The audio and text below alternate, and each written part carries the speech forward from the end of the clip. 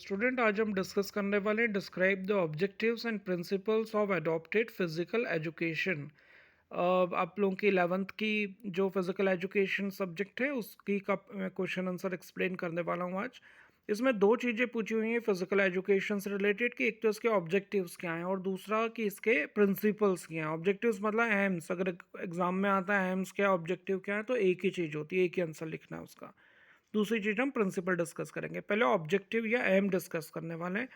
First दिया fundamental, develop fundamental motor skills and patterns of student with disabilities. जो physically disabled, intellectually disabled people होते हैं उनके लिए मोटर स्किल्स उनके डेवलप करना। मोटर स्किल क्या होती है? मोटर स्किल मतलब होता है जिसमें स्टैंडिंग, वॉकिंग, इसको हालांकि दो पार्ट्स में बांटा जाता है पर शॉर्ट में आपको बता देता हूँ। मोटर स्किल मतलब होती है कि जिसमें standing, walking, eating, sitting, sleeping even, ये सब का क्या तरीका रहता है। क्योंकि जो डिजेबल लोग होते हैं, फिजिकली चैलेंज्ड या मेंटली चैलेंज्ड होते हैं, उनको थोड़ा सा चलना फिरना, हाव भाव, वो चीज़ें एक बेसिक कॉमन एक नॉर्मल इंसान की तरह नहीं हो पाता है। इसलिए उनको ये सारी चीज़ें बतानी पड़ती हैं। तो उसके लिए ट्रेनिंग होती है जिससे वो अपने बॉडी का बैलेंस बना के रख सकें, खड़े सीधे हो सकें, आड़े तिरछे नहीं होना, ये सारी चीज़ें उन्हें सिखाई जाती है। तो एडॉप्टेड फिजिकल एजुकेशन का ये सबसे पहला ऑब्जेक्टिव है। सेकेंड दिया है help students to improve their balance, coordination, posture. जैसा मोटर स्किल में बताया गया है उसी तरह से यहाँ भी उनका किस तरह से बैलेंस बनाना है। लाइक बहुत से जो ज़्यादा रहते हैं, आप कभी एनजीओ में जाएं तो एनजीओ में आप देखेंगे जो फिजिकली डिजेबल होते हैं, इंटेलेक्चुअली डिजेबल होते हैं, तो वो लोग उनको किस तरीके से ये ट्रेनिंग देते हैं। तो आप भी अपने शहर में ज़रूर जाइएगा, अगर हेल्प कर सकें तो हेल्प भी करिएगा।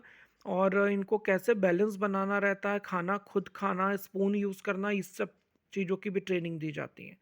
Bring about their participation in activities such as, जैसे डांस एक्टिविटीज होते हैं या अलग स्पोर्ट्स। एक्टिविटीज मतलब होता है जो ऐसे स्पोर्ट्स जो पानी में उतर के खेले जाते हैं, जैसे थ्रो वगैरह करना रहता है, बॉल वॉल, बहुत सारे स्पोर्ट्स होते हैं ना जो पानी के अंदर भी होते हैं, स्विमिंग या उसके अलावा भी।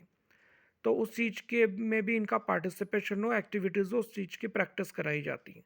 नेक्स्ट दिया to make them realise healthy self esteem through increase physical independence. अभी तक क्या होता था, अगर वहाँ तक कॉर्नर तक भी जाना है, 10 फीट भी जाना है, तो उनको किसी की हेल्प लगती है या आड़े तिरछे जाएंगे। तो इसलिए उनको एक इंडिपेंडेंसी होनी चाहिए कि दे डोंट नीड एनीवन। जैसे वो व्हील चेयर पे भी अगर कोई बच्चा बैठा है तो वो खुद उस व्हील चेयर को ऑपरेट कर सके, टायर्स को मूव कर सके, ऐसी उसको ट्रेनिंग दी जाती है। Then reduce health complications. उनको जो हेल्थ इश्यूज तो हैं ही, मेंटली होने के कारण उनकी बॉडी भी पूरी तरह से डेवलप नहीं हो पाती है, तो वो कॉम्प्लिकेशंस जो आ रही है वो कम से कम आए, इस चीज़ की भी ट्रेनिंग उन्हें दी जाती है। तो ये एम थे, ऑब्जेक्टिव थे। आगे मैं एक्सप्लेन कर रहा हूँ principles of adopted physical education. First दिया है it is imperative to have through knowledge of motor behaviours. Motor skill मैंने आपको बताई थी, तो इसमें इन्हें ये भी बताया जाता है, इसके जो प्रिंसिपल्स हैं उसमें पहला ये है कि डिफरेंट काइंड्स ऑफ डिसेबिलिटीज़ होती है, तो हर इंसान को अलग अलग तरीके से हैंडल करवाया जाता है।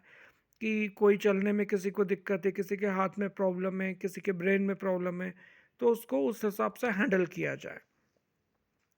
नेक्स्ट दिया है the activities in programme should be plan according to the interest of the students. मतलब वो जिस चीज़ में जाना चाहता है, जो उसकी कमज़ोरी है या जिस चीज़ में वो अच्छा है, उस चीज़ पर कमज़ोरी है तो उस पर ध्यान दिया जाए कि वो प्रॉब्लम दूर हो। और जिसमें वो एक्सपर्ट है या जो बेटर कर सकता है और इम्प्रूवमेंट के चांसेस हैं, लेकिन उसकी स्ट्रेंथ भी है वो, तो उसमें और ध्यान दिया जाए जिससे उसके स्किल को डेवलप किया जा सके। नेक्स्ट दिया है routine medical checkup should be conducted not only for pure health benefits but also to monitor the progress of the student. मतलब ये नहीं कि आकर बस बीपी शुगर चेक कर गए, ये नहीं, इसके अलावा भी उसके हेल्थ इश्यूज कोई नए खड़े तो नहीं हो रहे हैं, या जो हम उसको उसका मोटर बिहेवियर या मोटर स्किल हम डेवलप कर रहे हैं उसमें इम्प्रूवमेंट है कि नहीं, उसमें प्रोग्रेस है कि नहीं, ज़्यादा इफेक्टिव तरीके से हमारे प्रोग्राम को इम्प्लीमेंट किया जा रहा है, तो उसके कुछ रिजल्ट भी आ रहे हैं कि नहीं, ऐसा तो नहीं कि कुछ आउटकम नहीं निकल के आ रहा है। नेक्स्ट प्रिंसिपल दिया rules governing physical education classes for abled students can not be apply to their peers who have special needs. एक कॉमन बच्चे के लिए जो एबल स्टूडेंट होता है उसके लिए जो क्लासेस हैं तो वो ठीक है, लेकिन जो स्पेशल नीड्स वाले बच्चे होते हैं उनके लिए अलग से आपको एजुकेशन देनी पड़ेगी, अलग से क्लासेस देनी पड़ेंगी, चाहे वो कोई थ्योरी क्लास हो या प्रैक्टिकल हो या स्पोर्ट्स की हो, किसी भी तरह की एक्टिविटीज़ हो, तो स्पेशल चाइल्ड के लिए स्पेशल क्लासेस की ज़रूरत पड़ती हैं। लास्ट दिया हुआ है इसमें, apart from having sufficient knowledge and experience the trainer should also have abundant patience, empathy and strong communication skill. अब क्या होता है, जो टीचर्स होते हैं वो ट्रेंड तो होने ही चाहिए, उनको नॉलेज भी होना चाहिए, इस तरह के बच्चों को हैंडल करने के एक्सपर्टाइजेशन होना चाहिए, लेकिन साथ साथ उनमें इन बच्चों के लेकर एक एम्पथी हो, नॉट द सैम्पथी, एम्पथी होनी चाहिए, स्ट्रॉन्ग कम्युनिकेशन स्किल होनी चाहिए। अब जैसे वो बहुत से बच्चे हैं जो सुन नहीं सकते हैं या ब्लाइंड बच्चे होते हैं, तो उनके साथ में आपको पेशेंस रखना पड़ता है, क्योंकि एक नॉर्मल बच्चा अगर 2 बार में नहीं समझेगा लेकिन तीसरी बार में समझ जाएगा, या आप उसको चाटा भी मार देते हैं टीचर्स। लेकिन जो फिज़िकली स्पेशल बच्चे हैं, मेंटली स्पेशल बच्चे हैं, उनको तो आपको बहुत पेशेंस रखना पड़ता है, वो 10 बार भी पूछेगा तो आपको उसको 10 बार भी एक्सप्लेन करना पड़ेगा।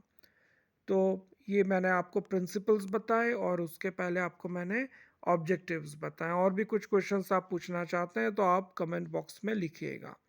All the best for your exam. Thank you.